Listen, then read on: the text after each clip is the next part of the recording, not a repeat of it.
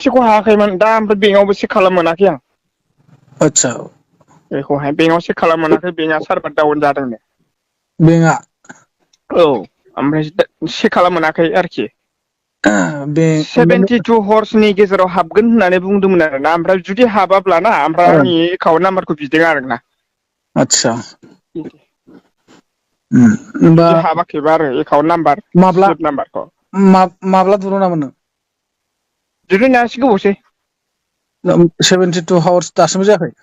जाबाय बारबाय दा ओमफ्राय दाखालि चेक खालामनो नागिरदोंमोन आङो सानसे बारा जाबावबायसो दिनै। ओरैनो बेसे बेबायदि गोबाव खनबेसे जाखो बिदि हाबै जानाय नोंना? आंना खननैल' जादों खनसेल' जादों। खनसेल'? औ सेकेणड टाइम बख'नायमोन आरो नैबेयो। आतसा आतसा फार्स्ट टाइमाव डाइरेक्ट 20,000 बख'बाय। ओमफ्राय सेकेण्ड टाइमाव दस बख'दोंमोन आरो दा बे दसआहाय माने पेन्दिं जानानै थादों आरो। आदसा ओमफ्राय नोङो नोंनि आन्दाराव सोरखौबाफोर सोबाय नामा? औ सोबाय आदा। साबेसेसो सोखो? आं न'नि मानसिखौनो साब्रै सोदों। न'निखौनो ने ओमफ्राय बैसोरो दुरुनबायना दुरुनाखै? दिरुनथ'वाखै बेसोर दाबो जाथ'वाखै आरोखि। आतसा आतसा ओमफ्राय बे वाइआ माबाफोर गभमेन्ट लाइसेन्सफोर गोनां नामा बेखौ मिथिदों ना मिथियाखै?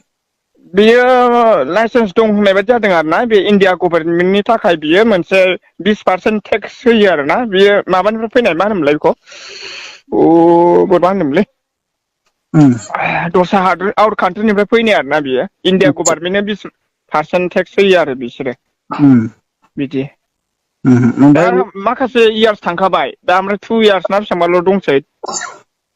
आतसा 2 बोसोरल'सै?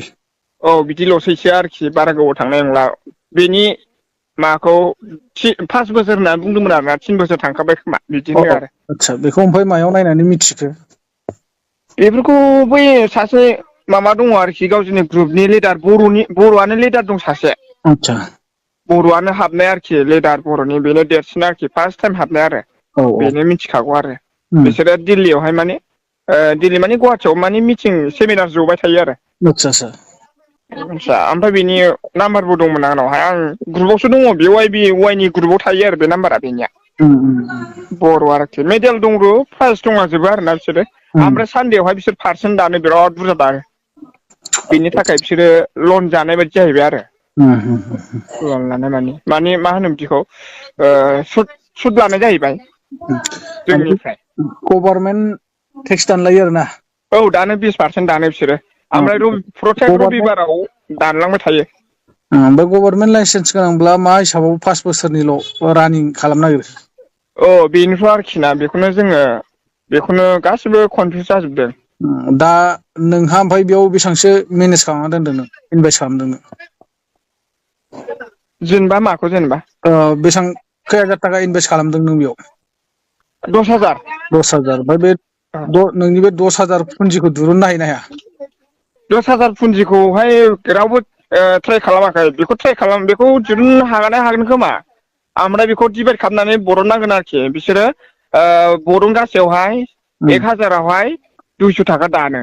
आदसा दे जाय हक बे दाननायखौथ' अरजाया नाथाय औ दाथ' गोबां मानसि दं बेयाव ने? औ हाब गोबां दंलै सोरबा बाब बायदियाथ' जोंनियावनो सोरबा बायदियाथ' 50,000 1 लाख गाहाम इनभेस्ट खालामदों खोमा? दैलै जों आगोलनियावनो दङ बिदिया 1 लाख गाहामनि हाबबाय बिसोरो। आतसा दाखालि हाबदों आरो 1 लाखनि हाबबाय आयु माबायदि माहाजोनबो दंलाजोबो। ओमफ्राय दाबायदियाव जुदि हथात खरि जुदि गोजावना होनांगौबा बिनि रिक्सखौ सोर लागोन? बेखौनोथ' बेनि रिस्कखौ सोर लागोन आरो। वाइनि अनारखौ सिनायो ना मायो? बे मानसिखौहाय? अनारखौ जिथुनाखि वाइ एप्सखौ खुलिदों जाय बे औ औ ट्रेनिंखौ औ बेनि अनारखौ सोरबा सिनायो ना मायो जाखो? सिनायो खोमालै बिसोर लिडारफोर दंना गुवाहाटियावहाय। बेथ' जोंनि भारत हादरनि नङाना?